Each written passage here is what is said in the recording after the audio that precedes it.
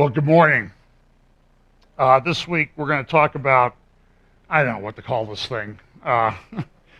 This week, I will confess to you that Monday or Tuesday I woke up and I started looking at the news. And I have to say that usually this stuff doesn't get to me, but it did that day. I mean, because it was just one thing right after another, and it continued all week long. And it's just, sometimes it's just so overwhelming, all the things that are going on that we see happening in our world. And we talk about these things each week, about how these signs are converging and how we're getting closer and closer to the beginning of that period of time called the 70th week of Daniel. So I'm going to share some things with you this week. I hope it's in somewhat of a logical order, but it jumps around a lot because I think that things are very interrelated at this point. And there is so much happening. And again, I know I say this every week, I'm not even going to begin to scratch the surface of all the stuff that I read because I do have a certain time limit that I need to keep to in here. But I'm going to start off with some scripture to put some things in context, because we do talk about Bible prophecy every week. And I really think that if there's ever been a time for churches to talk about it, it's now. Unfortunately, many churches do not. We're blessed that this church supports this aspect of our ministry, that we will talk about these things. So I talk about this verse a lot because Jesus gave us certain things to look for. In Luke chapter 17, verse 26, it says, as it was in the days of Noah, so shall be also in the days of the Son of Man. They did eat, they drank, they married wives, they were given in marriage, until the day that Noah entered into the ark, and the flood came and destroyed them all. So we see a pattern of what the people are going to be like in the end times. They're going to be going along just like normal. And we call that sometimes normalcy bias. People think, they see something happen and they think, oh, well, that's just normal. So for example, the day that I saw that man with a mask on, the balaclava, and a ski cap on a 60-degree day, and ski gloves taking pictures of buildings in downtown Columbus, I would say that 8 out of 10 people that saw him thought nothing of it because they just assumed that it was normal. Now, I think some people are getting it. There was a big report this week up in Vancouver of Middle Eastern men taking pictures of the entrances and exits at a big shopping mall in the Vancouver, British Columbia area. And it was put out on the internet, and of course everybody's saying, oh, you're just a bunch of bigots and you're biased. But you'll see there's plenty of reason why you should be paying attention to these things.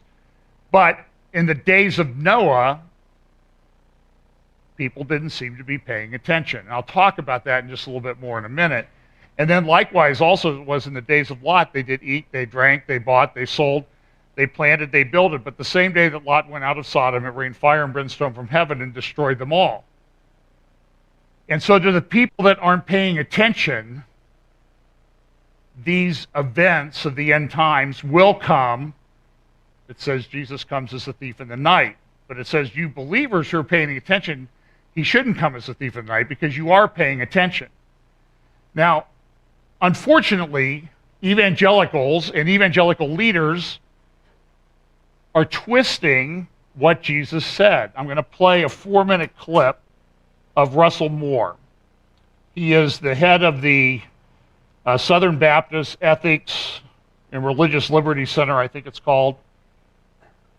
He replaced Richard Land, and he has a podcast, and he had a podcast this past week about, he started off the year talking about Bible prophecy, but not in the way that we would talk about it here. But I want you to listen to it, and I want you to compare it to what Jesus said and what Russell Moore says that Jesus said, okay? Because I think you'll see why we have a problem in the evangelical church today.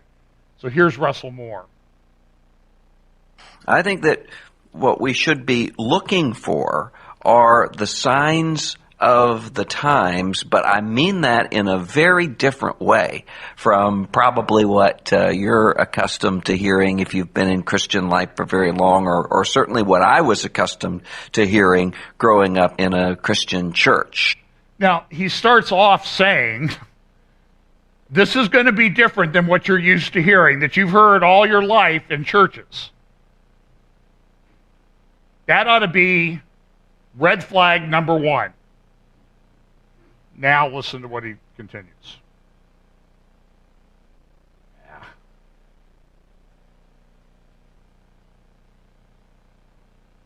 I think that what we should be looking for are the signs of the times, but I mean that in a very different way from probably what you're accustomed to hearing if you've been in Christian life for very long, or certainly what I was accustomed to hearing growing up in a Christian church. Often we would hear about the signs of the times and knowing the signs of the times. I remember my grandmother had a study Bible that was a signs of the times sort of study Bible by one of these television evangelists, and he would go through and take references from the Bible about earthquakes and about wars and rumors of wars. And what he would do was do almost an almanac, where he would put together how many earthquakes had happened and how many wars were happening in the world. And of course, his argument was the culmination of all of this means that we're almost near to the coming of Jesus Christ because of the second coming of Jesus Christ, because of the signs that are there. But the problem is, when you come to the scriptures themselves, the places where people will find these signs actually teach the opposite. So if you look, for instance, in Matthew 24, where Jesus is talking about these sorts of signs, nation will rise against nation, kingdom against kingdom, and there will be famines and earthquakes in various places, wars and rumors of wars, and these sorts of things. That's in an answer to the question, tell us when these things will be, and what will be the sign of your coming and of the close of the age. What happens is that Jesus actually changes the subject from what they're wanting to talk about. What they want to know is, tell us so that we can get ready and so that we can know when the kingdom of God is going to come.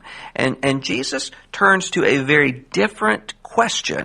He says, I don't want anyone to lead you astray. It's in Matthew 24, verse 4. For many will come in my name, saying, I am the Christ, and they will lead many astray. And you will see wars and rumors of wars. But, notice what he says, see that you are not alarmed. For this must take place, but the end is not yet. For nation will rise against nation, and kingdom against kingdom, and there will be famines and earthquakes in the various places, and these are but the beginnings of the birth pains.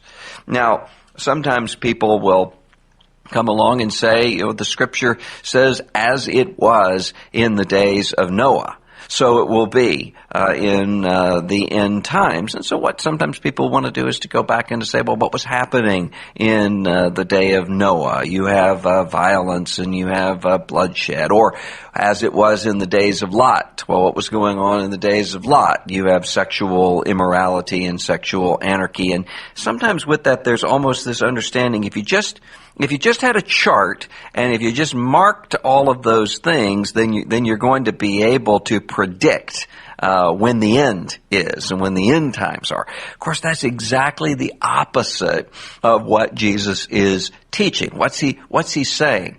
He's saying that as in the days of Noah, there is a suddenness. He says people are marrying and they're giving in marriage, and then suddenly there is cataclysm, there's judgment, there's a reordering of everything. Days of Lot, people are just moving on with their lives, and then there's fire from heaven. Okay, I'm going to stop it because that's not what Jesus said. He told us to pay attention to the signs of the end times. It's clear. The people that he's talking about are the unbelievers, and it is going to overtake them suddenly. They're going to think everything's okay. But to the children of the light, the children of the day that know the signs and the patterns, it won't come as a surprise. And listen, there was plenty of signs for the people in those days. His suggestion was there was nothing and then it happened suddenly. That is absolute nonsense. I don't think he knows what he's talking about, to be honest with you. Look, he's got way more degrees than I do, okay? I'll stipulate to that. But listen, they were building an ark for 120 years or however long it was. Noah preached for a lot of those years. And then before they went into the ark, guess what? Animals started showing up 2 by 2 or in groups of 7. And nobody paid attention. They should have known. Noah preached about it. He didn't preach like Russell Moore. He preached what the Bible said. Okay? Emails Pastor Steve at FB Chapter. Same way with the days of Lot. So we're going to ignore his advice, Russell Moore's advice, and we're going to talk about some of these things that are converging right now in front of us. This week was a bad week for the economy. Stocks were routed. China is down. China is in the midst of a bubble. Of course, though, you see there on the front page of the Wall Street Journal yesterday, this meltdown isn't a reprise of 2008. Everything's okay. Nothing to worry about. We see Walmart's closing 269 stores worldwide, laying off 16,000 employees. Now, most of these are not the big Walmart centers. They're what they call Walmart Express. They have them in a number of locations. But retail is a problem. Here's just a little clip from Fox News about what's going on. It's another rough day on Wall Street. Global stocks are sliding, led by steep declines in energy companies as oil prices continue to drop. Also, Walmart is announcing it will close 269 stores worldwide, 154 of them in the U.S. And oil is down. Oil continues to drop. It could go down to $10 a barrel. I showed you a little chart last week where the break-even for most countries, the only country in the world where the break-even for production of oil is around $10, or Kuwait, and the only countries are Kuwait and Saudi Arabia. In Saudi Arabia, I don't know, they may be fudging the numbers. They're talking about selling shares in their Aramco, the Arab oil company that was started back in the 30s or 40s. And if they do that, then they'll have to disclose things. If they're selling shares of stock in the United States, they'll have to do things. But this was one of the interesting things this week, was this report from the Baltic Dry Index. Now, I'm sure that a lot of people don't know what the Baltic Dry Index is, but it's an index of how shipping is going in the world.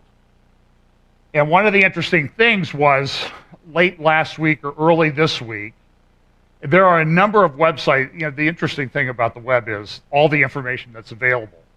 The bad thing about the web is all the information that's available and all the bad stuff that's out there that you can't tell whether it's true or not, because everybody has an opinion and they can make up a nice little video.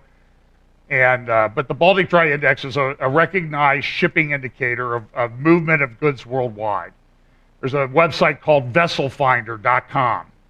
And if you go to vesselfinder.com early last week, what it shows you every luxury craft, passenger ship, and cargo ship in the world and where they're located. The interesting thing was, early last week, there was virtually nothing on the ocean. And people said for the first time in history, there were no ships crossing the North Atlantic between Europe and the United States. Now, some people If you want to be an alarmist, that's an indicator that the economy worldwide is stuck. That will, if those goods don't move, it'll eventually lead to supply shortfalls and that type of thing. Now, I did check later. There does seem to be some ships moving across the Atlantic and other parts of the world. But for some reason, for a couple days, it seemed like everybody was in port or near the coast. And out in the middle of the ocean, nothing. And everybody's talking, though, about this global slowdown in the economy. And oil prices are falling and look to be that they will continue to fall for at least the near term. Could change if Saudi Arabia and Iran get into it. Now, I talked about the destroyers, and I have to tell you that I really think that for many reasons, America is toast. I think that we have been spared the strong hand of God's judgment, but I don't know that that will continue much longer. There are things that I see that I'm troubled about. The Hill reported this week that Planned Parenthood, for the first time in its history, is throwing its support in a primary behind one candidate, and that's Hillary Clinton. Planned Parenthood is the organization that we saw all the videos of all the talking about transferring fetal tissue. So how did Planned Parenthood respond to that? Did they apologize? Did they act with, well, maybe we didn't handle this the best way? They filed a massive lawsuit in San Francisco this week against the Center for Medical Progress, being handled by one of the largest, pro bono, by one of the largest law firms in the country. Two partners and an associate in the San Francisco office against the Center for Medical Progress. They've already gotten an injunction in the case against the Center for Medical Progress releasing any more videos, and they've gone in, it's a RICO case, racketeering, corrupt fraud practices. It's a very complex lawsuit. It's about 65 pages in the initial complaint. So we don't know. But back to Hillary Clinton. Cecile Richards, president of Planned Parenthood, you saw high-fiving somebody in a meeting.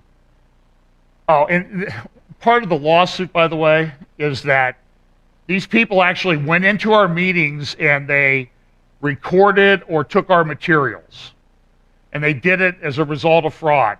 Now, what does that tell you? What that tells you is that what's going on in those Planned Parenthood meetings and that type of thing, they don't want the light of day to shine on it. And now they're scrambling. And look, this is a shot across the bow. If you take on Planned Parenthood, we're going to destroy you financially. And that's the goal of this lawsuit. They want to keep what they're doing secret so the light of day is not shine on it. And she said this about, Cecile Richards said this about the support for Hillary Clinton. Let's be clear, reproductive rights and health are on the ballot in 2016. This is about so much more than Planned Parenthood. Health care for an entire generation is at stake. And what will happen if this candidate gets elected? I will remind you the clip that we played last April when Hillary Clinton gave a speech, and she said this. All the laws we've passed don't count for much if they're not enforced. Rights have to exist in practice, not just on paper. Laws have to be backed up with resources and political will. And deep-seated cultural codes, religious beliefs, and structural biases have to be changed.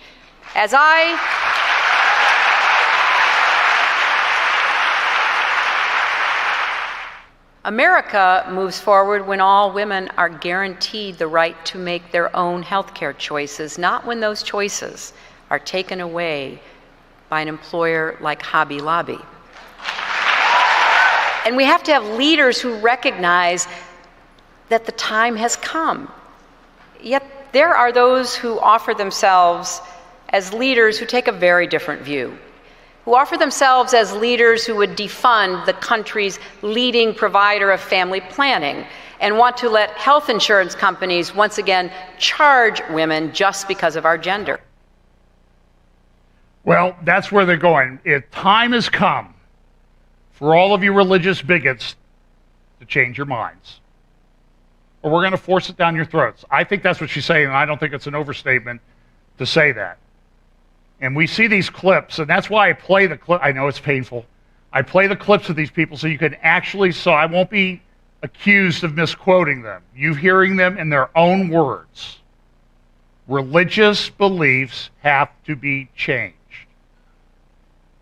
because I've evolved, and you need to evolve along with me. Well, in last year we also reported on this pastor who spoke about Islam, James McConnell, at a large church in Belfast, Ireland. And this is what he said I think it was in 2014. I know the time will come in this land, Protestant Ulster, so-called Protestant Ulster, so-called evangelical Ulster. Even Billy Graham said that Northern Ireland was the last bastion of the gospel. But I know the time will come in this land and in this nation to say such things will be an offense to the law. Islam's ideas about God, about humanity, about salvation are vastly different from the teaching of the Holy Scriptures. Islam is heathen. Islam is satanic. Islam is a doctrine spawned in hell. Well, he was charged with hate speech. He went before a magistrate, and a week or so ago he was found not guilty. He was acquitted of all of his things, of the things that he said. Now, interesting enough that the judge said, well, I found what he said offensive, but I didn't find it maliciously offensive, or whatever the standard was. So he was offensive in what he said, and the statement from the judge was, you better not do it again. And here was a little interview with Pastor McConnell after his acquittal, and here's what he said. And I just would like to emphasize that I didn't go out to hurt them. I was attacking the Muslim doctrine. I was attacking Islam. And I said Islam is satanic, and I still say it to this very day. Okay. Now listen. Back in 2011, then Secretary of State Hillary Clinton gave a speech. It was in December of 2011, just a little over 4 years ago.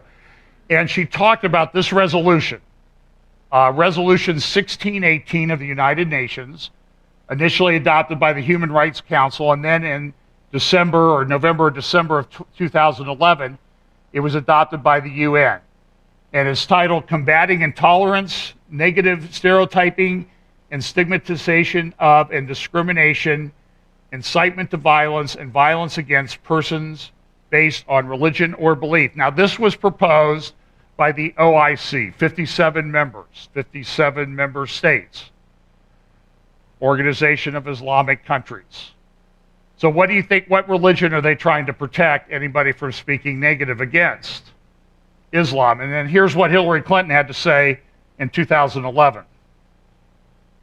Now, this year, the international community in the Human Rights Council made an important commitment, and it was really historic because before then we had seen the international community pit against one another freedom of religion and freedom of expression. And there were those in the international community who vigorously and passionately defended one, but not the other.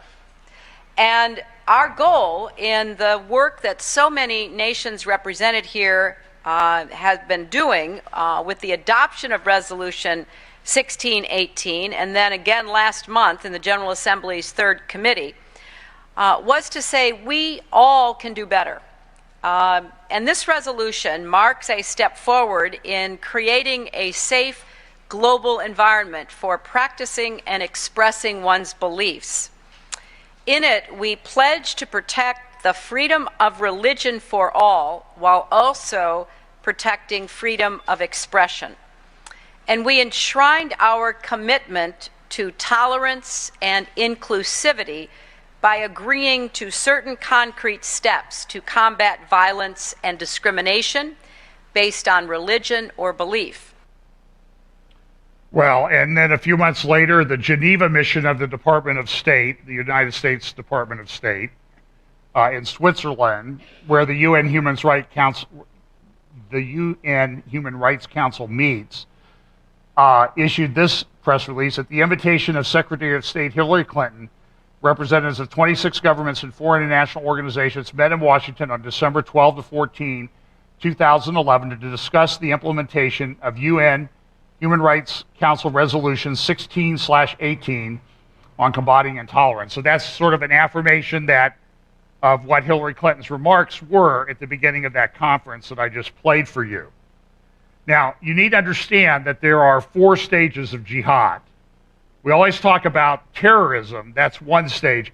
Here's a little clip, a website I highly recommend, Dr. Bill Warner, and his website, politicalislam.org or politicalislam.com. And here's just a little summary of what the 4 stages of jihad are from Dr. Warner.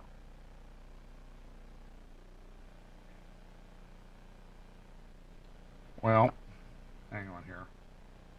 There we go.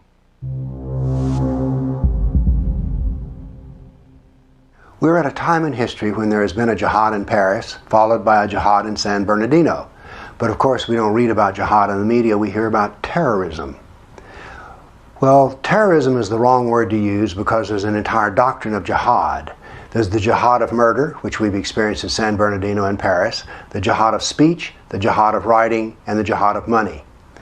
The jihad of murder is not going to take us down as a civilization, but the jihad of money, speech, and writing will take us down the road to Sharia, and Sharia annihilates a civilization. So the terror jihad we're worried about is fewer than the drownings that we have in America. So that is not going to take us down. How does this other jihad hurt us? Well, let me give you some examples. Here in Tennessee, we have the textbooks are being rewritten such that Islam is a glorious golden age, the most wonderful civilization in the world.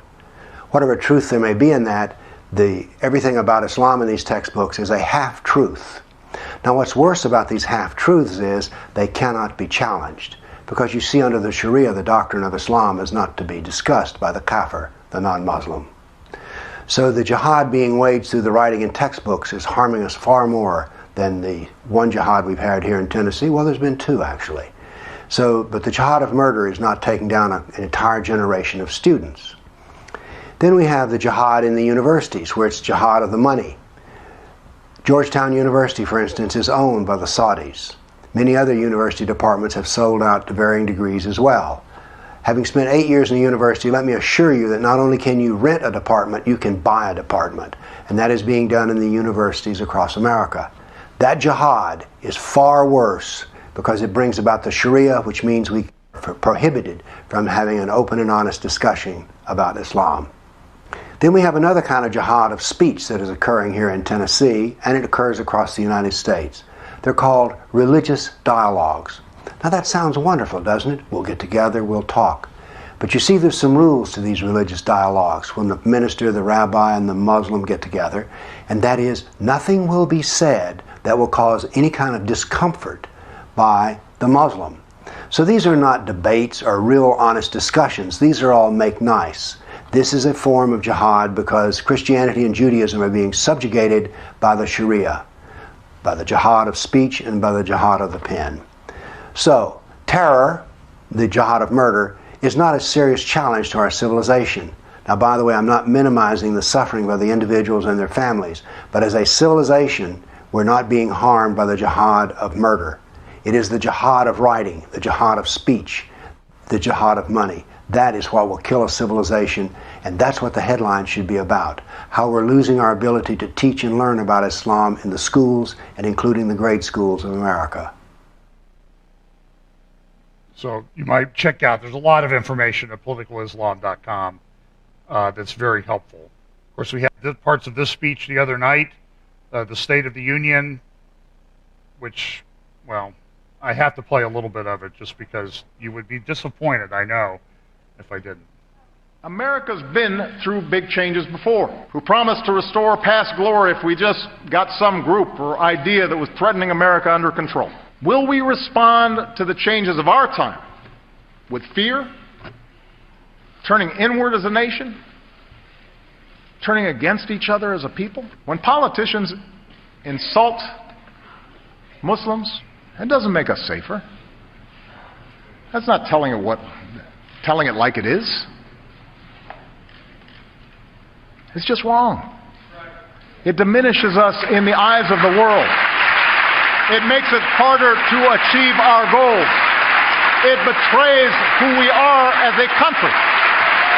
As frustration grows, there will be voices urging us to fall back into our respective tribes, to scapegoat fellow citizens who don't look like us or pray like us. We can't afford to go down that path. It contradicts everything that makes us the envy of the world. Well, he followed through. He released 10 terrorists from Gitmo because he wants to close it. Here's a report. But 5 of the detainees were deemed high risk under the Bush administration. A former senior defense official who has reviewed the files says the evidence against the Yemeni detainees hasn't really changed, but what has changed is the willingness of the Obama White House to do what it takes to close the Guantanamo camps. That's exactly what they decided to do a few years ago, that they were just willing to up the risk they were willing to take to transfer these off the island to satisfy the president's pledge. Among today's transfers, 38-year-old Samir Naji al-Hassan Mukbel, an al-Qaeda member who was taken into custody by the Pakistanis December 2001, with a group known as the Dirty 30, which included Osama bin Laden's bodyguards. 33-year-old Waqas Muhammad Ali Awad is also an al-Qaeda member who trained at Tarnak Farms, an Afghan training camp used as a base by bin Laden. A military review in 2008 concluded he would return to terrorism. 36-year-old Abu Bakr Ali Muhammad al-Hadal was part of bin Laden's 55th Arab Brigade that supported the Taliban, and the detainee has identified himself in the past as a willing terrorist against the United States. At a recent news conference, the outgoing commander with oversight for the detainees spoke in blunt terms. Well, I mean, they're all bad boys. We have dossiers on all of them. Some of them were more effective in being bad boys than others. In advance of this week's transfers, the Attorney General argued that the Guantanamo camps are the greater threat to U.S. national security. Guantanamo is a tremendous recruiting tool for terrorists who seek to do us harm. And certainly the administration is working within the current statutory regime to make sure that we can reduce that population. And I believe the President looks forward to continuing a discussion with Congress on the best way to resolve that matter. But a recent analysis by the left-leaning Brookings Institution, as well as other experts, found that Guantanamo has become less relevant for al-Qaeda, and it is simply not a factor in ISIS propaganda, Brett. So, ignore the facts. Propaganda works. Attorney General Lynch was also quoted recently as saying that she was going to put structures in place so that President Obama's agenda would continue after he leaves office in a year. That's what she said. I believe her. The fix is in. And this week, I talked about this last week about Investors Business Daily a year ago said that Obama might want to become head of the UN. This week, they followed up with another article on the editorial page of Investors Business Daily titled, Obama, King of the World, it's quite possible. Now, Pam reminded me when we were in Colorado on vacation about probably 15 years ago, we were in a little town, Ouray, a little town in southwest Colorado, in the San Juan Mountains, and we got a USA Today. And it may have, because of where we were in the mountains, it may have been a day old, but we were reading it at breakfast. You know, we have these deep conversations. If something comes up in USA Today, she mentions it, and I talk to her. So we have a great relationship. And but she was reading it, and she goes, "You got to read this." And it was talking about Bill Clinton, who had just gone to a village in Kenya They had not had internet or telephone communications or anything like that until about a month before. And the leader of the village told his people that here is the king of the world has come to see you. I'm telling you that the king of the world has come to see you today. That's what he said. But now they're talking about Obama, and they're saying it's quite possible. Numerous news organizations are now reporting that the effort to crown Obama chief of the corrupt, tyrant-loving international body has begun. Israeli Prime Minister Benjamin Netanyahu is reportedly committed to preventing it from happening, urging moderate Arab states to oppose it, and reportedly asking in private. Secretary General Obama would actively seek to place the U.S. under UN authority. Now look, this is not a crazy prophecy magazine that says this. This is Investors Business Daily, fairly mainstream business publication. As he wrote in 2007 as a presidential candidate, the security and well-being of each and every American depend on the security and well-being of those who live beyond our borders. The mission of the United States is to provide global leadership grounded in the understanding that the world shares a common security and a common humanity. Our alliances require constant cooperation and revision if they are to remain effective and relevant. And UN Chief Obama would have friends in both Reagan Supreme Court appointee Anthony Kennedy and his Clinton-appointed colleague Stephen Breyer, both of whom operate under the belief that the U.S. Constitution is subject to foreign law. Many may ask, whoever paid attention to the UN Secretary General? No one's ever heard of Ban Ki-moon, Kofi Annan, or Boutros Ghali. That would change big time under Obama. Obama would be no faceless UN Secretary General like the previous ones. He would redefine the office and expand his powers simply by his visibility. And he would ceaselessly agitate within America for change in the authority of the United States over the lives, sovereignty, and tax dollars of all Americans, for mostly undemocratic powers represented in the UN. Having a former U.S. president who serves their interests for all intents and purposes, king of the world would be a dream come true. By the way, there's some people who are saying, well, wait a minute, Bill Clinton really would want to be head of the UN. And I don't doubt that. You know, I never put much past Bill Clinton and his aspirations, especially lining his own pocket. But let me suggest a scenario to you that a friend of mine, Dennis, suggested. Hillary Clinton has a lot of problems right now. A lot of people are running around saying, she's going to be indicted, she's going to be indicted. And I'm saying, no, she's not. The fix is in. Let me suggest a scenario to you. Obama goes to Hillary. Hillary, you get elected president, I want your support. For me being head of the UN, you won't be indicted. And if you're indicted, you'll be pardoned. Don't worry about it. You just need to support me. What do you think she's going to do? So jump right in. Well, look, let's get more to this Muslim issue that we have a problem with. This week, many reports of problems in Europe. The assaults in Cologne are putting a lot of heat on Angela Merkel. Even her husband is kind of backing away from her. He's a physicist, and he's sort of saying, I don't know that she really should be doing this. There are all these reports of attacks. We've had Paris. We've had San Bernardino. This week we had Jakarta. And then in West Africa, we had an attack yesterday where dozens were killed. So these are major problems. Here's the attack. There was an attack in Istanbul where a guy walked down into a square, a very popular square with foreigners, with a vest on, blew it up and killed, I think, about 10 people died. In Jakarta, the largest Muslim, the capital of the largest Muslim nation on the planet in terms of people, there was an attack outside a Starbucks thing. You can see here the video of the explosions going off. And I think there were 5 people killed, and you can see that there was a little bit of chaos, I guess, as the people, there was also a police booth there in the island in the middle of the street in the right-hand video. And you'll see well, I don't think you'll see the blast, but you'll see the people running away after the blast. And some pretty gruesome pictures of dead people there. So, and then just the other day, Burkina Faso was stunned with an attack on one of their major hotels. So this continues to be a problem. And I guess my thought is, what do you think is going to happen if Obama did become head of the UN?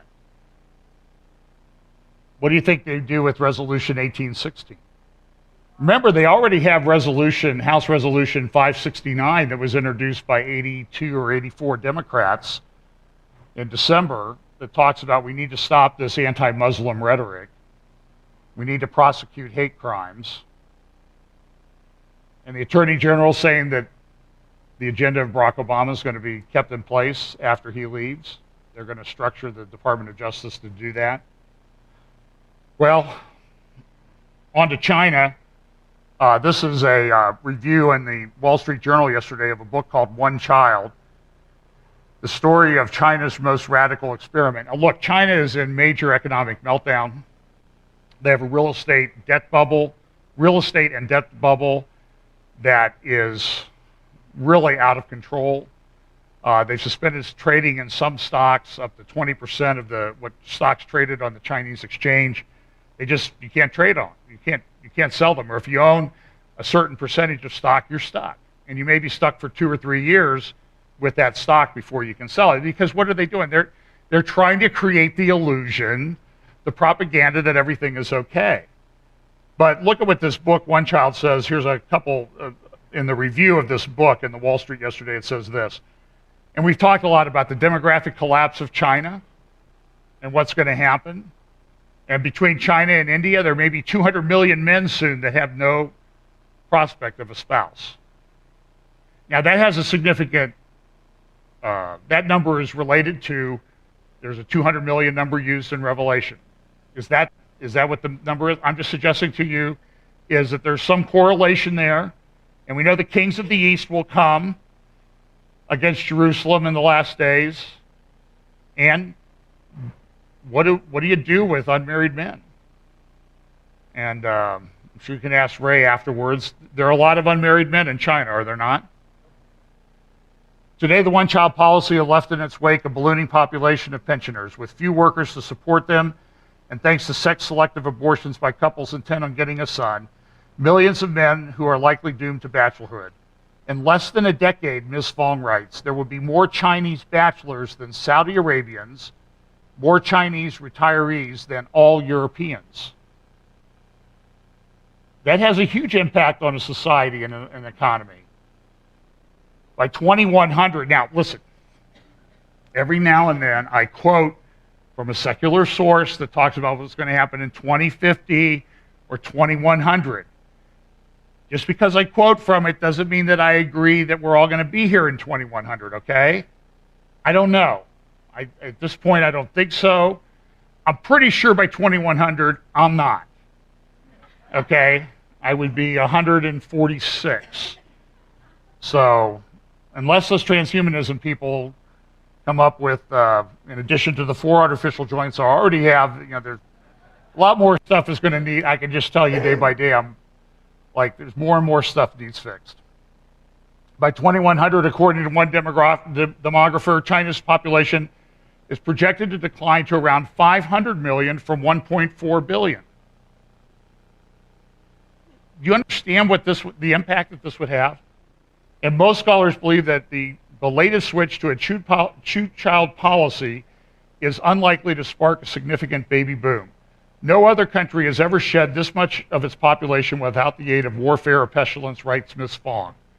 And there's also a related thing going on, and again, you can ask our friend here, who's here from Beijing today, if this is true, that what's happened is the one child they've had, they almost treat them like little gods.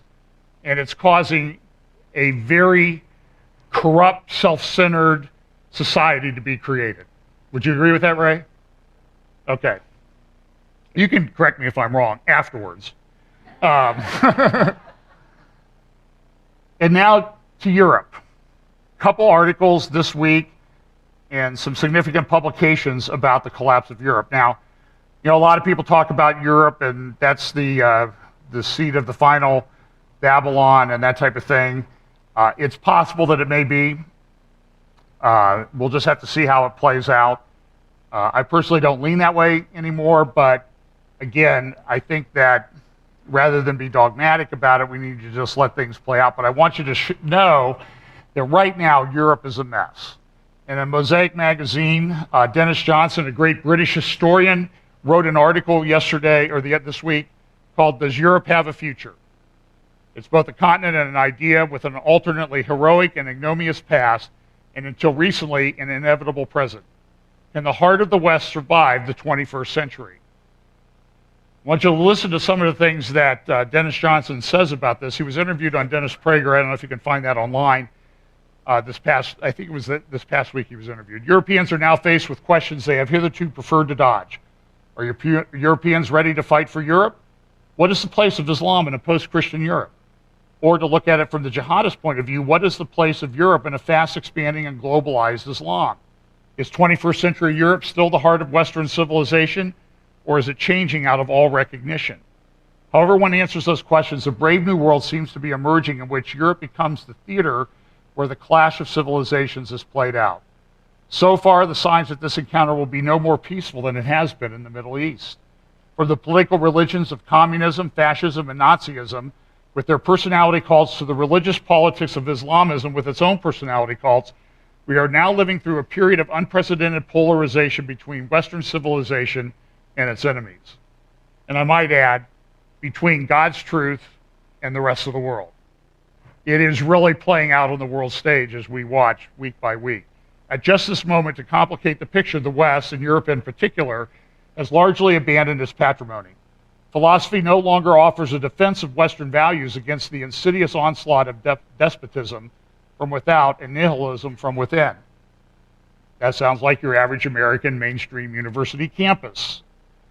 Law, detached from its moorings in the divinely ordained order of nature, is now seen as the embodiment of human rights of any and all kinds. Sounds like a certain president who wrote back in 2007, the quote that I read to you earlier. Themselves deduced from a liberal politics that rejects any foundation in biblical morality.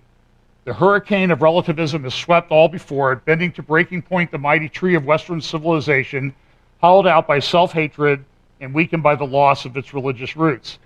Now, I'm very thankful for this man for writing in this Jewish journal, Mosaic, about this, because I think everything he says is exactly correct. That's why I'm quoting from him extensively. Anti-Judaism, he goes then to talk about anti-Judaism. Anti-Judaism also took a secular turn, mutating first into political and radical anti-Semitism that culminated genocidally in the Shoah, and now in its most recent camouflage into anti-Zionism. Europe, once as eager to appropriate the Jewish past as it had been to reject the Jews who were its carriers, now averts its eyes from the Jewish future. The post-Shoah diminution of the Jewish presence and spirit in European civilization led in the fullness of time to the diminution of Christianity as well. Remember what we've said here many times. Judaism, Jews are the canary in the coal mine.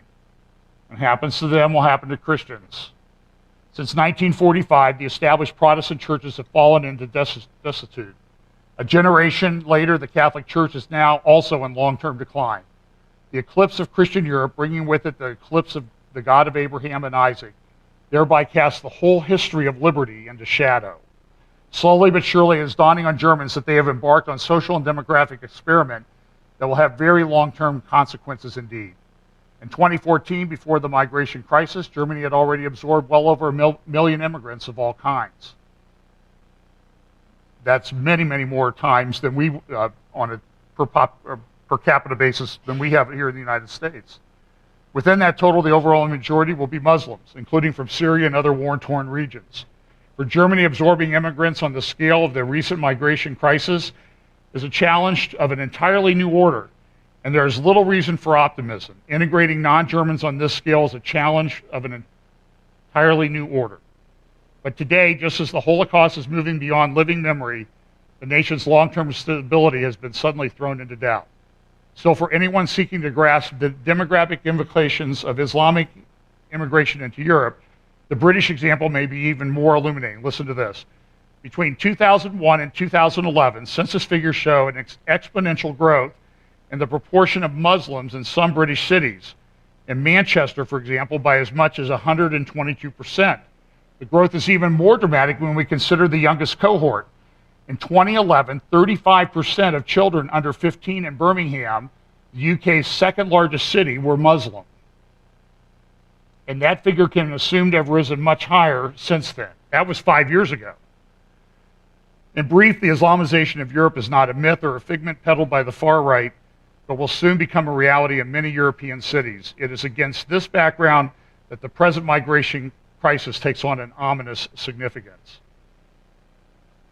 And I'm thinking, like, I'm reading this and it's like, oh man, this is heavy. It really is.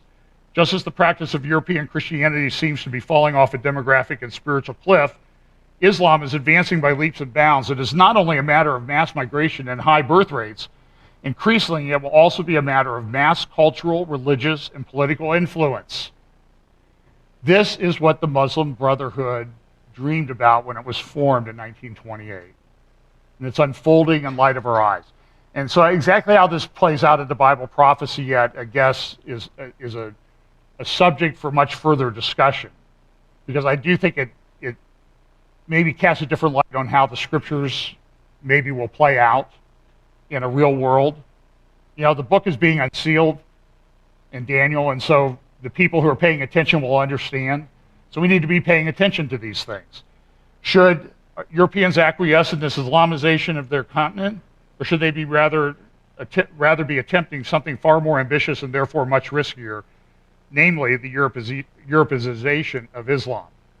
This is not the same as the once prevalent doctrine of see no evil multiculturalism. Indeed, it is roughly the opposite. And he goes into a long discussion about this, and he says, the Europeanization of Muslims is not the same as the Europeanization of Islam. You get up here and read this. The latter will require European Muslims to decide to be the vanguard of an Islamic Reformation. The theology, the legal system, the political theory of Islam have remained largely immune to Western influences thus far. It remains for the majority of European Muslims to make up their minds to be the vanguard of an Islamic enlightenment that might just happen. That would mean an Islam minus jihad, minus elements of Sharia, minus polygamy, an Islam that treated women not as chattel but as the equals of men, that no longer turned a blind eye to forced marriage, genital mutilation, and slavery, that rejected the politics of Islamism and accepted the separation of mosque and state, that was no longer all about submission but also about freedom. The religious authorities of the two main traditions, the Sunni and the Shiite, not to mention the more stringent teaching of the Wahhabi and the Salafi, by and large, reject such ideas as incompatible with Islam itself. Islamists promote their tolerant, triumphalist, aggressive interpretation of Islam, in part by contrasting it with European decadence. Faced with such a choice, is it any surprise that many young Muslims become jihadists and more than a few become Islamists and more than a few of them jihadists? If, as is now inevitable, Muslims must make up a large and growing proportion of the population of Europe, the latter's survival, as we know it, will depend on whether the Europeanization of Islam takes place before the Islamization of Europe. It is a race against time. Similarly, yesterday in the Wall Street Journal, and I don't have time to go into this article, Europe's new medieval map. Robert Kaplan, who has written some very, I think, insightful books, blending history and geography, talks about what's going to happen with Europe. The EU, this article concludes, is essentially dead. The opening paragraph says this: look at any map of Europe from the Middle Ages or the early modern era. Before the Industrial Revolution, you will be overwhelmed by its dizzying incoherence. All of those empires, kingdoms, confederations, minor states, upper this and lower that, is a picture of a radically fractured world. Today, Europe is, in effect, returning to such a map. And let me move over to the conclusion. As the EU continues to fracture, this power vacuum could create a 21st century equivalent of the late Holy Roman Empire, rambling multi-ethnic configuration that was an empire in name but not in fact until its this final dissolution in 1806. And some people say, okay, well, that proves that Europe is going to be this final Babylon. And again, I'm just saying is we need to watch and see how this plays out. The decades when we thought of Europe as a stable, predictable, and dull are over. The continent's map is becoming medieval again, if not yet in its boundaries, then at least in its political attitudes and allegiances. The answer will depend not only on what Europe does, but also on what the U.S. chooses to do. Geography is a challenge, not a fate. So that's a very good article. There will be links in the YouTube description where you can go read it completely, as well as Dennis Johnson's article in Mosaic. Of course, this week we had a seizure of U.S. Navy boats by Iran, and at the same time the sanctions were dropped. We see the front page of the New York Times this morning talking about Iran's going to get $100 billion now. Now, thankfully, I praise the Lord that Pastor Saeed and others were released from prison yesterday, and hopefully they'll be back with their families very, very soon. But this is going to continue to be a problem. So George Friedman and his new think tank Geopolitical Future says this: on the foreign policy front, Iran's international rehabilitation comes as its relations with its principal adversary, Saudi Arabia, have sharply deteriorated. After today, Iran will also be in a better position to confront the kingdom, although it may take a more measured approach so as not to lose the gains made thus far. In any case, he concludes, the geopolitical conflict in the Middle East is likely to further escalate. What does Scripture say about the Middle East in the end times? Does it sound very familiar to you? He also has a forecast that he released last month called The Road to 2040, and he really talks about sort of this revival of an Islamic caliphate. So we'll just have to see how this plays out. With regard to Israel, and then I'll conclude with this, a little bit about Israel. There's a concern about Jordan and the Islamist threat to Jordan from ISIS. And a senior Israeli official has voiced concern for Jordan's future stability given encroaching Islamist-led insurgencies in the region, a departure from Israel's customary reticence about its neighbor and security partner. We also see this: Hezbollah commanders are saying Russia is directly arming them with long-range missiles. Caroline Glick had two great columns this week. They also have links to those in the YouTube description, so you can look at those. In Pakistan, They Trust. As one of them, she says this: is a testament to the precarious state of the world today that in a week that saw North Korea carry out a possible test of a hydrogen bomb, the most frightening statement uttered did not come from Pyongyang. It came from Pakistan. Speaking in the military garrison town of a place in Pakistan, Army Chief General Raheel Sharif said that any Iranian threat to Saudi Arabia's territorial integrity will wipe Iran off the mat. Well, that's really comforting that we're going to rely on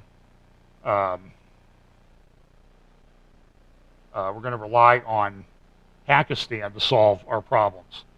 This week, Prime Minister Netanyahu, there was a Swedish foreign minister said that you Israelis, you need to stop these extrajudicial killings of Palestinians. Okay, now what's an extrajudicial killing? Somebody comes at you with a knife and you shoot them. To her, her statements ought to indicate to you how far down the moral path Europe has sunk. I mean, Sweden is always held up as this shining light of liberal politics and free love and beautiful people, and it's falling apart at the seams. Dozens and dozens of no-go zones because of Muslim immigration, and Swedish women being raped systematically, much like Cologne. By the way, one of the people attacked in Cologne, a young lady stepped forward. She identified her attackers, and what happened? She was accused of being a bigot because she described them as they were, from where they were. So Prime Minister Netanyahu was asked this question at a news conference this week in Jerusalem. So what do you think about the Swedish foreign minister's comments? Prime Minister, in recent days, the Swedish Foreign Minister has suggested that Israel has used excessive force in its sort of efforts to suppress the violence that Palestinians have been perpetrating over the last 3 or 4 months, and said there should be an international investigation. Now, a member of your security cabinet, the energy minister, has accused her of anti-Semitism. I wonder whether you think it's appropriate to accuse the foreign minister of a friendly country, a counterpart of yours as a foreign minister, of such a charge, and how you respond to those who accuse Israel of behaving in a way that it's above criticism and can't be reined in. Israel is not above criticism, but it should be held to the same standard that everyone else is being held to.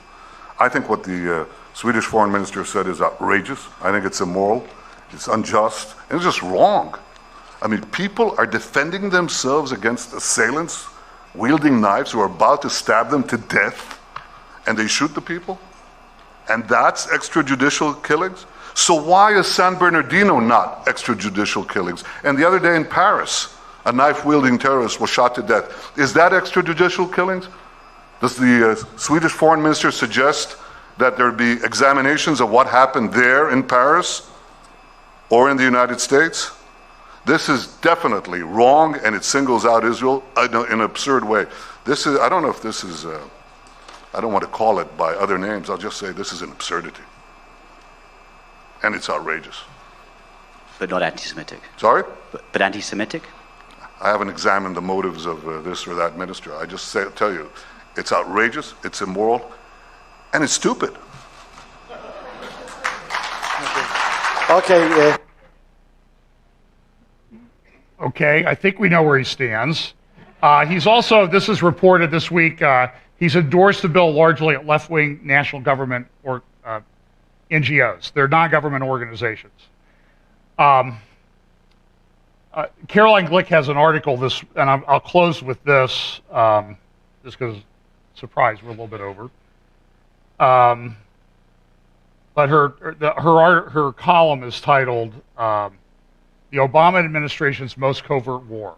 And I think this is very instructive as to what's going on behind the scenes, what our State Department is doing, what our government is doing, what our former Secretary of State did when she was in office. We saw what she said at the beginning, right? Do you think any of this? Do you think this is going to get better if she's elected? Really? No, I know you don't. That's a rhetorical question. Over the past several weeks, we have learned that the Obama administration believes that it is a war with Israel. This is Caroline Glick in Friday's Jerusalem Post. The war is not a shooting war, but a political war. Its goal is to bring the government to its knees to the point where Prime Minister Benjamin Netanyahu loses power or begs Obama and his advisors to shepherd Israel through a peace process in which Israel will renounce its rights to Jerusalem, Judea, and Samaria. I don't have time to go into the things that I've taught you about over and over again about the prophecies in Ezekiel chapters 35 and 36, which it talks about a people occupying the mountains of Israel that will be very haughty in the last days. And think of what happened when Israel was forced to leave Gaza back in 2004. Now, 48 hours later, we had Hurricane Katrina, probably the largest natural disaster in the history of our country. But this, I'm not sure exactly how that plays out, but it talks about a people in that area which corresponds to Judea and Samaria, now called popularly and incorrectly, I believe, the West Bank. And it talks about these people coming against Israel in the last days, and they're identified as Edomites, and you can go back and look up some of my earlier teachings on that. One component of this war is espionage. Last month, the Wall Street Journal reported that Israel is a top target for American espionage. The other component of the administration's war against Israel is political subversion. Over the past week, the administration has campaigned against the NGO bill that was introduced into, sponsored by Justice Minister Ayelet Shaked. If the bill, which was approved by the government, becomes law, it will require political NGOs that are principally financed by foreign governments to identify as foreign agents in their official communications interactions. Okay, so Israel's going to say, okay, look, if you're getting money from foreign governments, you have to state so publicly. So we can figure where you're coming from. So we can figure out And to me, it seems like an eminently reasonable bill. Tell us who's funding you. And guess who's opposed to it? The Obama administration. This is the Justice Minister that introduced it. She's a very powerful speaker, by the way. She's in the cabinet of Benjamin Netanyahu. In recent years, this is a Newsweek article, in recent years, the extent of European meddling in Israeli politics via supposedly non-governmental organizations has reached unprecedented levels. Both the European Commission and European governments donate dozens of millions of euros every year to Israeli NGOs that influence Israel's decision-making and that affect Israel's international standing. Some of these NGOs are active in the BDS, Boycott, Divest, Sanctions campaign. Some support the so-called Palestinian right of return, which is incompatible with the two-state solution. Some petition Israel's High Court of Justice to amend laws passed by the Knesset, Israel's parliament. That's what the Newsweek guy said. Now back to Caroline Glick. Moreover, whereas Shakid's proposed NGO law would fine entities that fail to abide by reporting restrictions under FARA. FARA is the United States law that's similar, the Foreign Agent Registration Act. Under FARA, U.S. entities that fail to abide by the restrictions of the law can face both fines and up to 5 years in prison. Under Israel law, you're just going to get fined if you don't disclose. And then there was this disclosure this week. This is an email exchange back in 2011. In fact, it was right around the time that Hillary Clinton got there and expressed her pleasure with the fact that Resolution 1618 or 1816 had been enacted by the UN. And it's an email from Thomas Pickering, who is an anti-Semitic, anti-Israel, anti-Zionist person who's very close to the Clintons. And he wrote to her essentially suggesting, hey, maybe we can force Netanyahu to come to the bargaining table by using our connections with these groups to stir up riots in the Palestinian territories and in Israel proper. And then the IDF will be have to put in time and effort there. Pickering's plan involved organizing a protest movement of Palestinian and Israeli women to bring continuing pressure to change minds at the top. That means Netanyahu. On the Palestinian side, Pickering said there might be peaceful demonstrations against all aspects of the occupation. On the Palestinian side, roadblocks, land confiscations, new settlement activity around military government installations, and perhaps an Area C, which they do not control.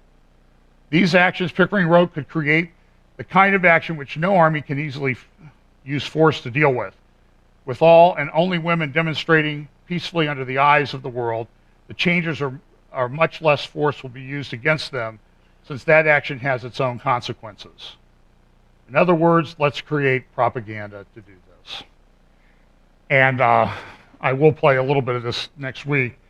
If you go to Caroline Glick's Facebook page, you can find a link to this article or this video.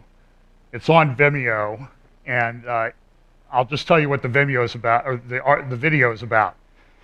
It's about people who, much like the people at the Center for Medical Progress, went undercover into Planned Parenthood meetings, or of horrors, and they actually found out what they were talking about. They actually filmed them talking about things.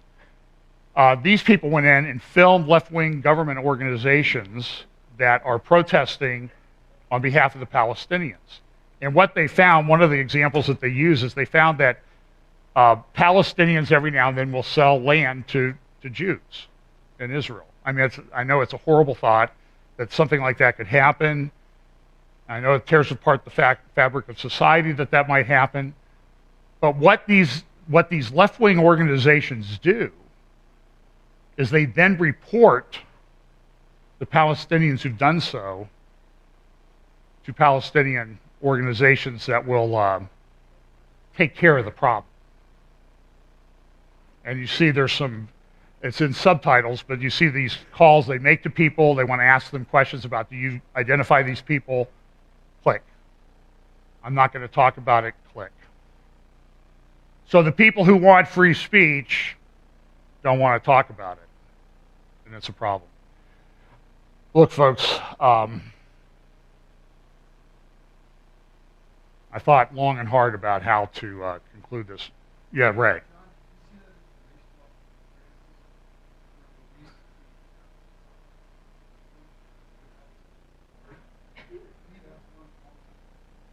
Yeah, I can't speak to that because I know the Pope's trying to be involved in a lot of things these days with regard to Israel and Jerusalem. One of these things, folks, if I forgot something, or you sent me something and I didn't use it, it's not personal. It's just that we do have some time constraints here. And there's so much going on.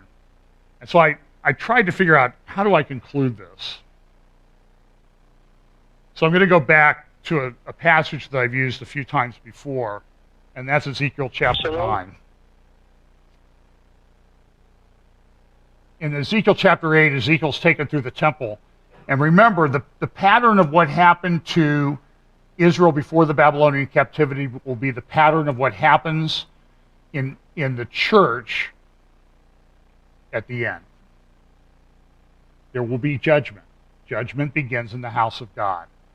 And so Ezekiel's just been taken on a tour of the temple. He's already in Babylon, but he's brought back and he's showed, and he keeps going into the temple. And the further he gets into the temple, the worse it gets. And what's he finding? He finds that the leaders are the ones that are leading it. And I'll just read this. He cried in mine ears also with a loud voice, saying, cause them that have charge over this city to draw near, even every man with his destroying weapon in his hand. And behold, 6 men came from the way of the higher gate, which lieth toward the north, and every man a slaughter weapon in his hand. And one man among them was clothed with linen, with a writer's inkhorn by his side. And they went in and stood beside the brazen altar. So there are these executioners that are brought, but there's one person who writes. And the glory of the God of Israel was gone up from the cherub, whereupon he was to the threshold of the house. And he called to the man clothed with linen, which had the writer's inkhorn by his side. And the Lord said unto him, go through the midst of the city, through the midst of Jerusalem, and do what? Set a mark upon the foreheads of the men that sigh and that cry for all the abominations that be done in the midst thereof. I'm telling you, folks, you want to be a person who looks at this stuff that's going on in these times, and you want to sigh and groan. If this stuff doesn't bother you, you have some serious things to get right with the Lord. And we haven't even talked about the church today, all the things that are going on in the church. So, set a mark upon the foreheads of the men that sigh and cry for all the abominations. And to the others he said in mine hearing, this is to the executioners, go ye after him through the city and smite. Let not your eyes spare, neither have ye pity. Slay utterly old and young, both maids and little children and women, but come not near any man upon whom is the mark. So apparently in Scripture there is a good mark to have. So don't write and say I'm saying to take the mark of the beast. That's not what I'm saying. Read the Scripture. And begin at my sanctuary. Then they began at the ancient men which were before the house. They started with the elders. Judgment begins in the house of God. This is a picture of what happens and what's going to happen in what I would call the professing church. And he said to them, defile the house and fill the courts with the slain. Go ye forth. And they went forth and slew in the city. As they were striking the people, and I alone was left, I fell on my face and cried out, saying, alas, Lord God, are you destroying the whole remnant of Israel by pouring out your wrath on Jerusalem? Then he said to me, the iniquity of the house of Israel and Judah is very, very great. And the land is filled with blood, and the city is full of perversion, for they say, the Lord has forsaken the land, and the Lord does not see. But as for me, I will have no pity, nor will I spare, but I will bring their conduct upon their heads. Put a mark on the foreheads of the men. What's interesting, at the time that Ezekiel wrote the mark, the letter Tav looked like this. So that's the mark you want. And I'm just saying, folks, this week more than ever, if you have not accepted the work of Christ done on the cross, you are in serious trouble. And the time for you to make right with the Lord is now. And if you're a Christian and you're not living the right way, your time is now as well. Let's pray. Father, thanks so much for your word and for the hope that we have in spite of all the troubling things that we see around us. Help us to always keep that eternal perspective in mind. Focus on the hope of someday being with you. Pray that you will help us to take what Ezekiel wrote to heart this week and examine our own lives and share this with others that are involved in our lives so that they may know the truth of the gospel as well. In Jesus' name, amen.